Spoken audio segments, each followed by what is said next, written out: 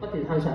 但係而家就係落翻嚟俾多時間，好似一個初學者重新 taste 下個每一個動作，佢點解要你咁樣做先，慢慢俾佢再個壓力減低啲，咁個位置容易靚啲，跟住再提升佢。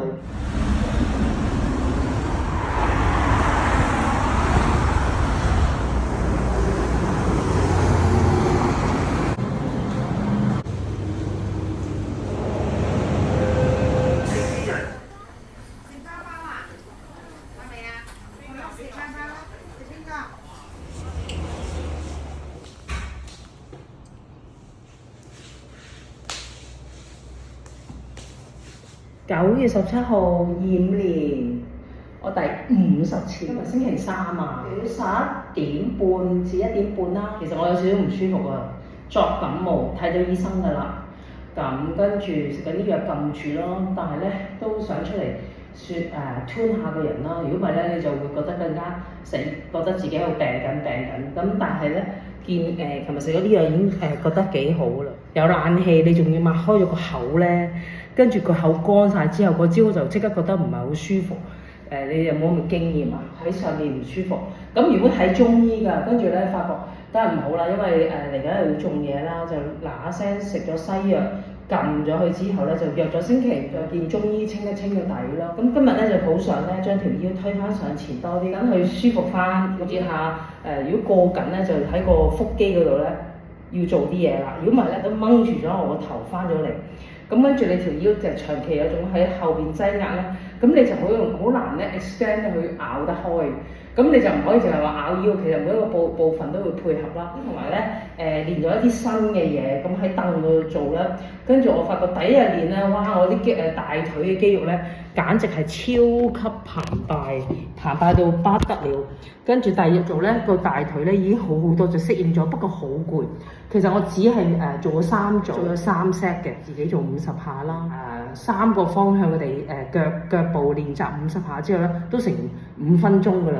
跟住咧，你又中間要回一回氣啦。跟住其實做下咧，就已經成半個鐘先可以完成到3 set，都幾攰嘅咧，係分得開翻。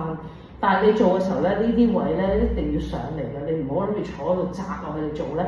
做完呢度越嚟越緊咧，咁就有個問題，升高少少個屁股，可能處一個斜呢個狀態，咁樣開始先。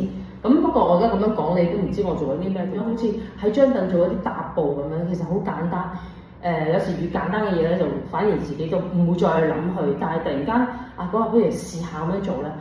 單獨等個腳唔好咁重啦，因為有時太重，我膝頭哥同個腳踭咧，佢個受力都幾犀利。雖然你話跳咗咁多年舞，其實腳都習慣咗，但係就係因為佢習慣咗，其實佢已經承受咗壓力喺度。咁我而家想做一啲慢慢俾個壓力減低啲，咁個位置容易靚啲，跟住再提升佢嗰啲新嘗試，去 feel 下個身體嘅反應，同埋咧又唔好走向高難度。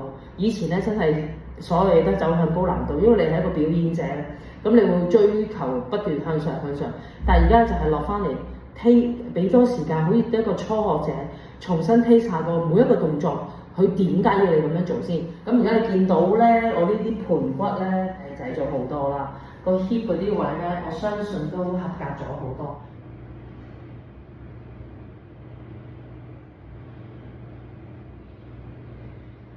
俾多啲空間佢，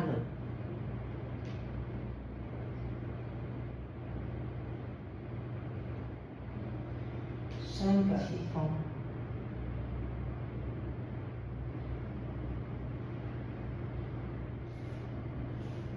帶佢落去，咁咧放鬆，佢落得好舒服。好啦，1點14分咁咧。攰啦，我已經，因為始終個人有少少唔係好舒服啦。